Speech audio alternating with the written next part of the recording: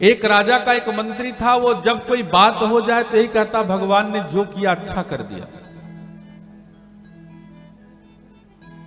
बस यही जैसे हम अपनी भावना लेके चल रहे हैं।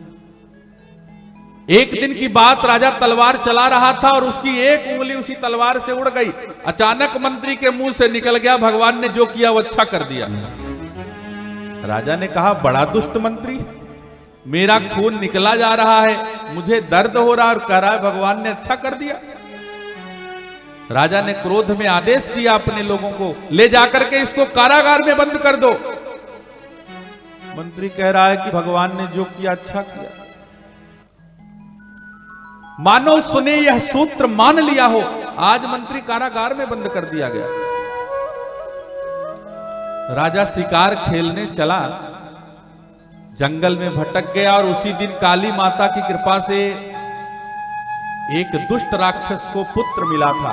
उसने मनौती मांगी थी कि माई अगर हमें संतान दे दोगी तो मैं किसी की बलि चढ़ाऊंगा। अच्छा, क्योंकि प्रसंग मुझे बढ़ाना नहीं, इसलिए मैं आपको बताता हूं कि जो लोग मनुष्य की, गाय की, बकरे की, भेड़ की बलि चढ़ाते हैं ना, दरअसल ये मनुष्य नहीं राक्षस होते हैं। राक्षस तो हम लोग सींग वाले देख नहीं पाते। अब अगर राक्षस देखना हो तो इन्हीं बलि देने वालों को देख लो, यही कलयुग के राक्षस हैं।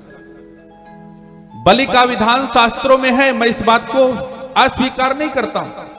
आप हमारे YouTube चैनल पी न्यूज खबरों का बादशाह, वहां जाइए। बलि प्रथा क्यों, मैंने एक कथा में बढ़नी बस्ती में बताया था कि बलि क्यों दी जाती है और कैसे और किस लिए दी जाती है, सब समाधान मिल जाएगा। तो मैं ये कह रहा हूं कि जो ये लोग बलि देते हैं इसका समर्थन मैं नहीं करता, ये राक्षस होते हैं। अच्छा, उसने मनौती मांगी और माई क्या संयोग थी कि पुत्र हुआ। अपने दूतों को भेजा, जंगल में जाओ, कोई बढ़िया पकड़ के लाओ, माई को बलि देनी है।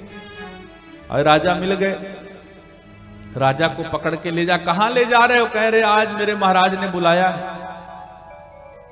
ले गए, बढ़िया से खूब स्नान कराए, जैसे हम लोग बलि का बकरा कहते हैं, तिलक लगाया गया।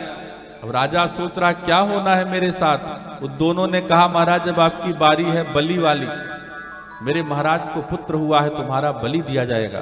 राजा डर गया।